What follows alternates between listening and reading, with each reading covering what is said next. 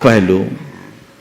जब जैन लोगों को ये कहते भगवान कुछ देते लेते नहीं है तो लोग इधर उधर डाइवर्ट हो जाते हैं।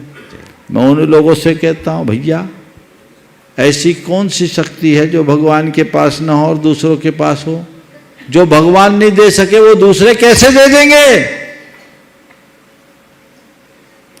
जो काम भगवान नहीं कर सकते वो कोई नहीं कर सकता है, तय है।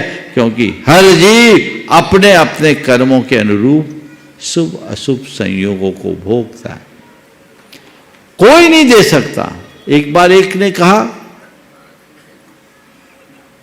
कि महाराज जी हम अमुक देवी को पूछते हैं, पूछ सकते हैं कि नहीं? हमने कहा आप पूछती हो? बोले हाँ पूछते हैं। क्यों पूछती हो? बोले महाराज जी इसलिए कि रोग शोक संताप ना हो। हमने कहा अच्छा कब से पूछ रही हो? 25 वर्ष से। मैंने कहा फिर तो आपके यहाँ कोई रोग नहीं होता होगा, शोक नहीं होता होगा, संताप नहीं होता। बोला महाराज इसीलिए तो आपके पास आए, आप कुछ उपाय बताओ। बोले क्या मतलब?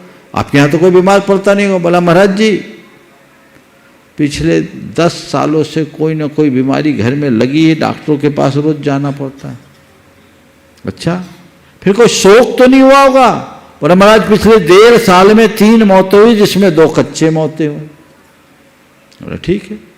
टेंशन तो नहीं होगा? बोले महाराज जी इतना टेंशन है, बिजनेस ठीक नहीं चल रहा है, फैमिली में डिस्टर्बेंस है, कुछ प्रॉपर्टीज को लेकर के भी बहुत टेंशन है, आप कोई रास्ता बताइए ना।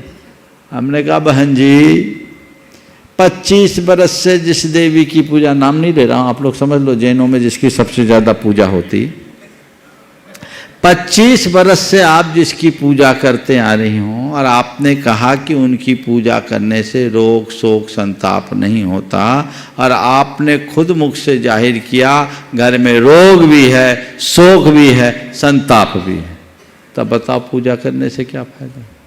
जो कहते हैं किसी देवी देवता की पूजा अर्चा से काम बन जाता है, सिद्ध कर दो।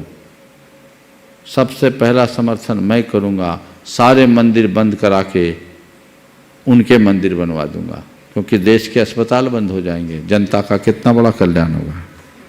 है यह संभव? अगर वो दुखदारी दूर कर दे मैं समर्थन करूंगा, आगम को थोड़ी देर के लिए एक तरफ कर दूंगा। अच्छा है देश की गरीबी हट जाएगी, 77 साल से सरकारें नहीं मिटा पाई, वो मिटा देगी।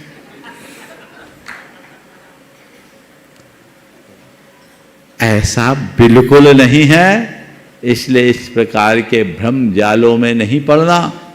हमें चाहिए आज की पीढ़ी को हम तार्किक तरीके से तात्विक बात समझाएं, उनको छोटी छोटी फुलझड़ियां न पकड़ाएं, उन्हें जीवन के यथार्थ का बोध कराएं, जिससे वो अंदर से मजबूत बने, समर्थ बने और अपने जीवन का सच्चा रस ले सके, जीवन का आनंद।